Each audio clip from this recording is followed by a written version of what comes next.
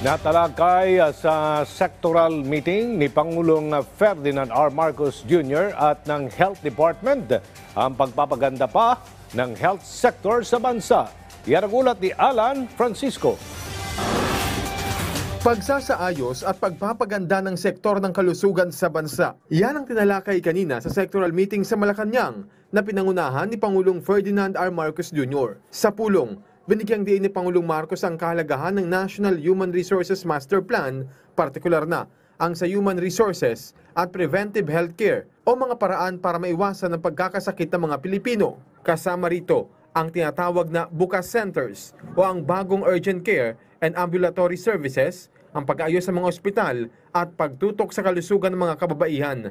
The President agreed with the program on promotive healthcare. There's also the fact that we also can do prevention. So ito yung mga vaccination, yung other things that you can do. Ayon kay Health Secretary Teodoro Herbosa, natalakay rin ng utos si Pangulong Marcos sa kanila na paglalagay ng health facility sa 5 isla na kilalang tourist spots. Ito ay ang Coron, El Nido, Siargao, Panglao at Boracay na tinatawag na geographically isolated and disadvantaged areas. Pag-aaralan din ng DOH ang paglalagay ng floating clinics sa mga lokal na pamahalaan na nasa mga isla. Some are proposing to have floating clinics in our island LGUs. Your reaction on that, sir? Yeah, kasi na-announce ko yung mobile clinics that will be launched soon. So we have the first deliveries of this.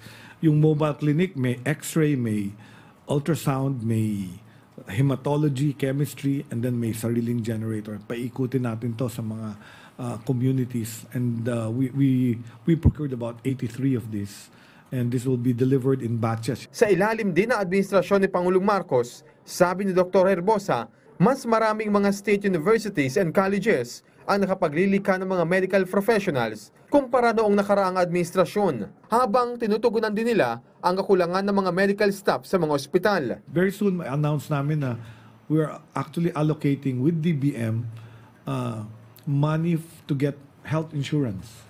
So may subsidy na ibibigay, maliit lang, pero it will allow them to get health insurance for themselves and even their family. So may PhilHealth na sila, they can get pa health insurance.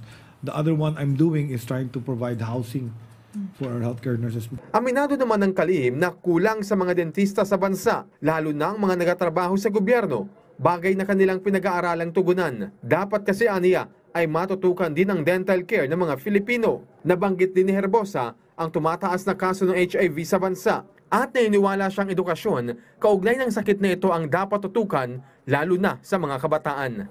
Ang HIV hindi na rin kinatatakutan. HIV was the COVID of my time when I graduated medicine. In 1983, they discovered this unique illness, AIDS, and everybody was scared.